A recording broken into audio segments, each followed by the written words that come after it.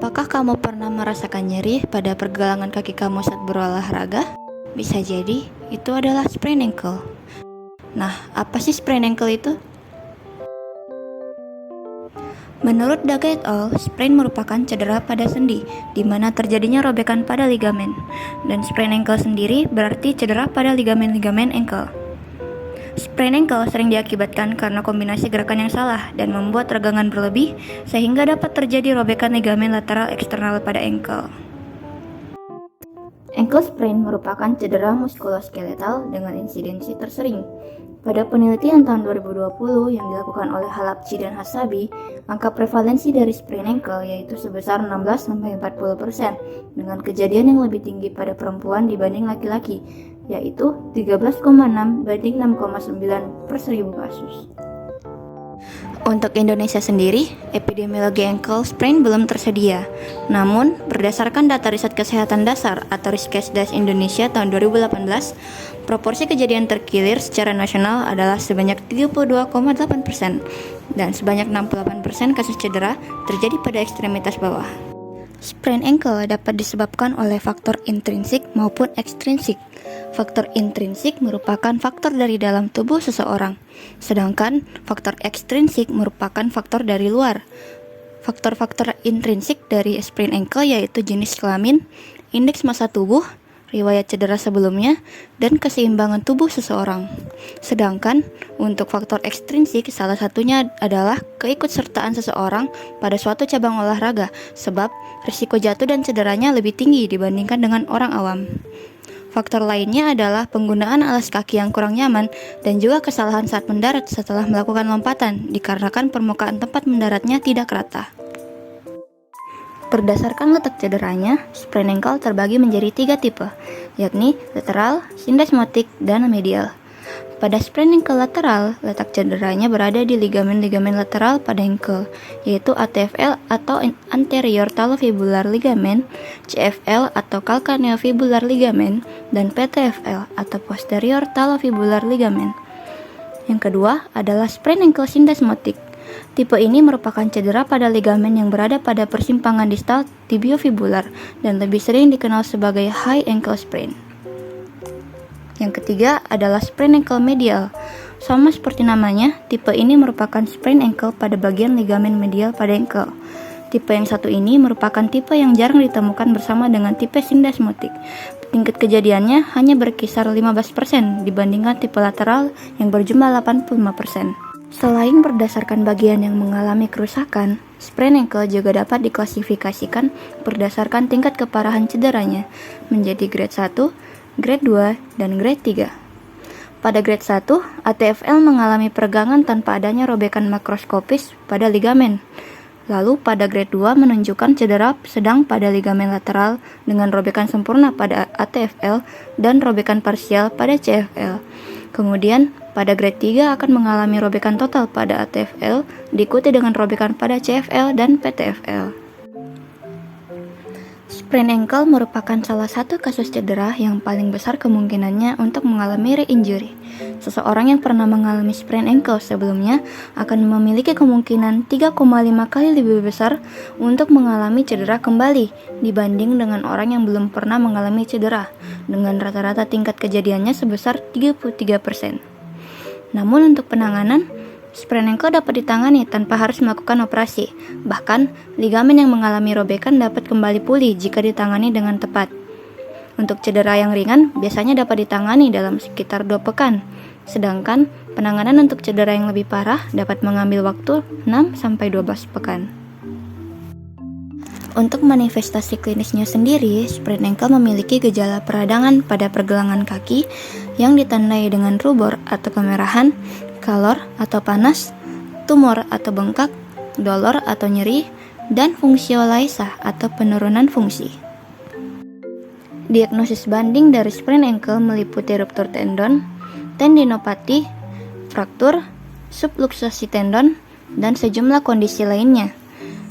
Diagnosis didasarkan pada riwayat trauma dan temuan pemeriksaan di mana penggunaan ultrasonografi dapat digunakan untuk mengidentifikasi apakah ada cedera pada tendon atau tidak. Diagnosis banding tambahan yang harus diperhatikan adalah impingement, tarsal tunnel syndrome, sinus tarsus syndrome, cartilage atau osteochondral injury, peroneal tendinopathy atau subluxasi, dan posterior tibial tendon dysfunction. Yang selanjutnya kita masuk kepada manajemen fisioterapi. Untuk anamnesis umumnya, pasien bernama Tuan A, umur 33 tahun, jenis kelamin laki-laki, alamat Pacerakang, pekerjaan sebagai pegawai bank, dan hobinya bermain sepak bola. Untuk vital sign-nya, tekanan darah normal 120/70 mm raksa, denyutnya nadinya 100 kali per menit, pernapasannya 16 kali per menit, dan suhunya 36 derajat Celcius. Selanjutnya ialah mengenai chief of complaint atau keluhan utama dari pasien. Keluhan utama dari pasien itu, pasien mengalami kelemahan otot pada regio ankle dextra. Untuk history takingnya, pasien memiliki riwayat cedera sprain ankle pada setahun yang lalu. Kemudian, pada seminggu yang lalu, terjadi cedera berulang saat ia bermain sepak bola.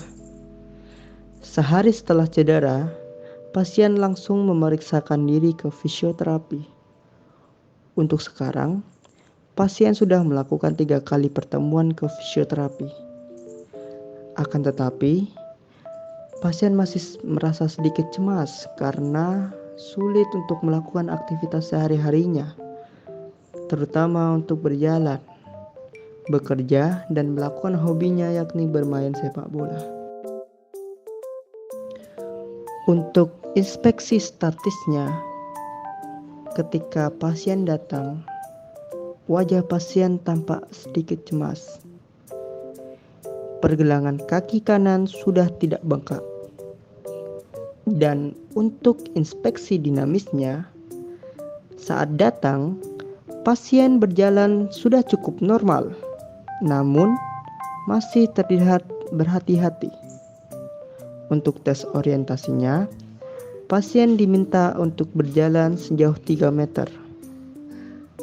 Pasien bisa berjalan dengan normal, namun masih terlihat sedikit berhati-hati dalam melangkah. Untuk palpasinya, palpasi kontur kulit pasien normal, suhunya normal, odem maupun tenderness tidak ada. Jadi untuk palpasi ini dilakukan palpasi bagian kanan dan kiri dan normal semua. Selanjutnya kita membahas terkait pemeriksaan fungsi gerak dasar atau pemeriksaan PFGD. Jadi untuk PFGD sendiri kita periksa ankle dextra dan ankle sinistra. Untuk gerakannya aktif, pasif, dan TIMT. Jadi, untuk gerakan aktif maupun pasif, ankle dextra maupun ankle sinistra itu tidak ada masalah. Karena yang pertama pasien sudah mendatangi fisioterapi, sudah pertemuan ketiga. Sudah tidak ada keluhan terkait nyeri maupun keterbatasan pada ROM.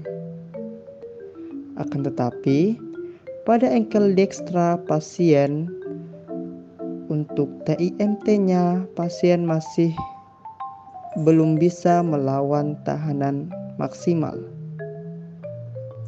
Untuk ankle sinistra, untuk TIMT-nya pasien normal. Kita masuk ke bagian restriktif atau keterbatasan. Untuk keterbatasan ROM sudah tidak ada, dikarenakan pasien sudah masuk pertemuan ketiga dari total 4 pertemuan yang dijadwalkan. Osteoartrogen maupun neurogennya tidak ada, sedangkan untuk psikogennya pasien masih memiliki sedikit rasa cemas. Ada beberapa spesifik tes yang dapat dilakukan, yakni dapat menggunakan anterior drawer test. Pemeriksaan anterior drawer test ini dilakukan untuk memeriksa stabilitas ankle khususnya pada anterior talofibular ligamen. Pemeriksaan ini dilakukan dengan cara meminta pasien untuk berbaring dengan lutut difleksikan dan kaki plantar fleksi 10 derajat. Kemudian, tibia ditahan dengan salah satu tangan, kemudian tangan lain menarik tumit ke arah depan. Kaki yang mengalami cedera akan terlihat lebih banyak gerakan daripada kaki yang tidak cedera. Talar tilt test digunakan untuk melihat gerakan inversi yang berlebih pada ankle dan menentukan adanya robekan pada ligamen calcaneofibular. Pemeriksaan ini dilakukan dengan meminta pasien menggantungkan kaki dengan lutut fleksi, kemudian talus dimiringkan ke kanan dan kiri. Derajat kemiringan normal pada ankle yaitu 0-23 derajat. Kaki yang mengalami robekan pada ligamen calcaneofibular akan mengalami kemiringan lebih dari 23 derajat. Untuk mengukur tingkat kecemasan pasien dapat dilakukan dengan menggunakan kuesioner Hamilton Rating Scale atau HRSA dengan hasil yang didapatkan yaitu 23, yaitu kecemasan sedang.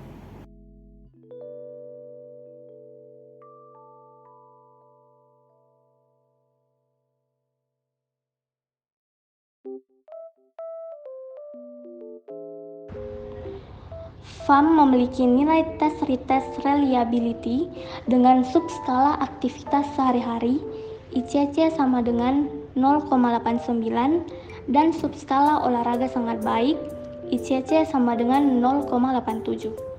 Untuk total hasil akhir memiliki interpretasi sebagai berikut: 0-25 abnormal, 26-50 keterbatasan berat, 51-75 keterbatasan sedang, dan 76-100 normal. Selanjutnya yaitu diagnosa fisioterapi. Diagnosa fisioterapinya yaitu gangguan aktivitas fungsional berjalan pada ankle joint dextra berupa muscle weakness et causa sprain ankle sejak 1 minggu yang lalu. Selanjutnya yaitu ICF. B7100 yaitu mobility of single joint ankle, D450 walking, S7502 structure of ankle and foot. Selanjutnya yaitu problem fisioterapi. Problem primernya yaitu muscle weakness pada musculus gastrocnemius, musculus soleus, dan musculus tibialis anterior. Problem sekundernya yaitu kecemasan. Problem kompleksnya yaitu gangguan ADL berupa walking. Selanjutnya tujuan fisioterapi. Tujuan jangka pendeknya yaitu mengatasi kecemasan dan meningkatkan kekuatan otot. Dan untuk tujuan jangka panjangnya yaitu mengembalikan dan memaksimalkan fungsional gerak regio ankle serta mengembalikan fungsi ADL yaitu walking. Selanjutnya yaitu intervensi fisioterapi. Untuk intervensi pertama yaitu dengan menggunakan TENS. Frekuensinya yaitu 1 kali setiap terapi, intensitasnya 45 mA, tekniknya kontraplanar dan waktunya yaitu 10 menit. Selanjutnya yaitu dengan menggunakan laser. Frekuensinya yaitu 1 kali setiap terapi, intensitasnya 5-7 cm dari kulit, tekniknya direct dan waktunya yaitu 10 menit.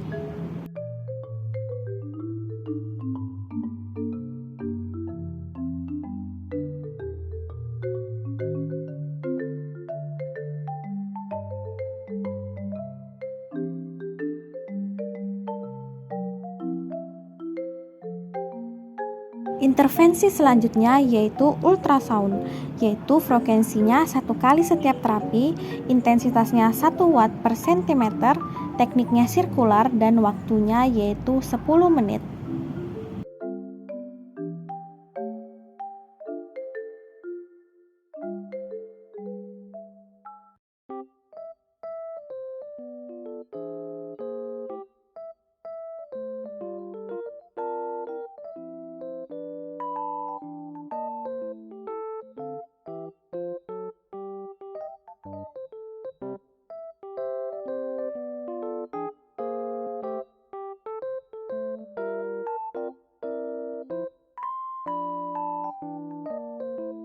Intervensi selanjutnya yaitu untuk strengthening exercise, kita bisa menggunakan ankle pumping dengan frekuensinya yaitu 1 kali setiap terapi, intensitasnya 10-15 kali hitungan dengan 4-5 kali repetisi dan waktunya yaitu 5 menit.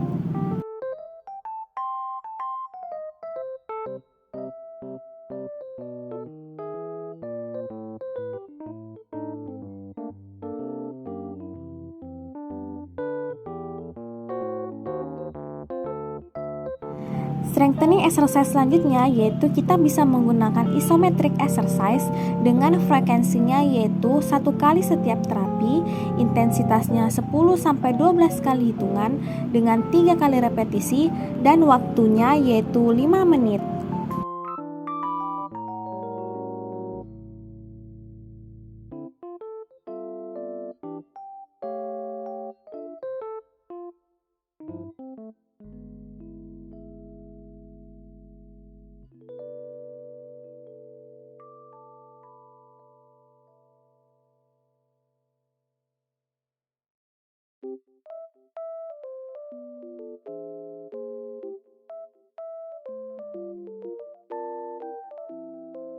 Selanjutnya yaitu untuk melatih keseimbangan pasien, kita bisa menggunakan arabesque exercise dengan frekuensinya yaitu 1 kali setiap terapi, intensitasnya 8 kali hitungan dan 4-5 kali repetisi serta waktunya yaitu 5 menit.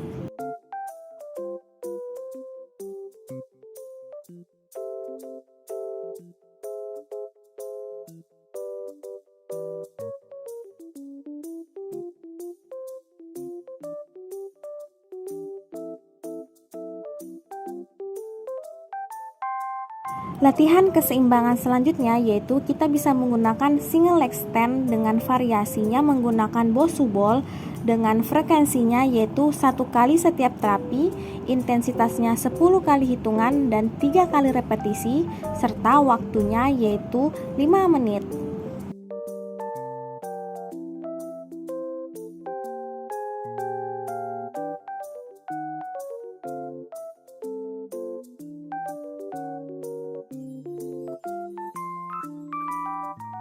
Selanjutnya yaitu ada bridging exercise dengan variasi yaitu frekuensinya 1 kali setiap terapi, intensitasnya 10-12 kali hitungan dan 3 kali repetisi serta waktunya yaitu 5 menit.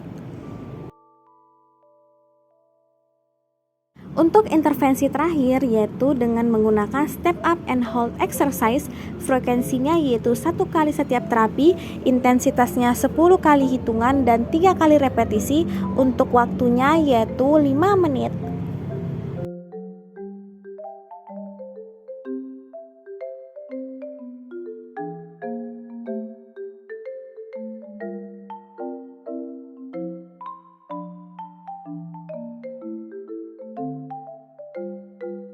Selanjutnya yaitu ada single leg squat dengan variasinya menggunakan Bosu ball, frekuensinya yaitu 1 kali setiap terapi, intensitasnya 10 kali hitungan dengan 3 kali repetisi dan waktunya yaitu 5 menit.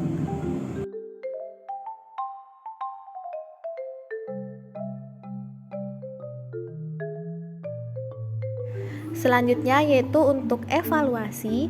Pada pertemuan selanjutnya, nilai manual muscle testing atau MMT dari pasien mengalami kemajuan menjadi nilai 5, yakni mampu melawan tahanan maksimal dan nyerinya serta keterbatasan ROM pada regio ankle-nya sudah tidak ada.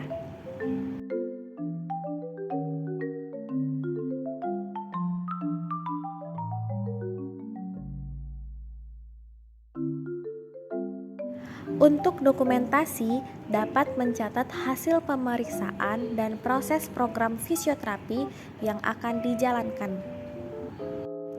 Sedangkan untuk kemitraannya sendiri, dalam memberikan intervensi kepada pasien, fisioterapis dapat bermitra dengan dokter ortopedi, perawat, dan tenaga medis lainnya.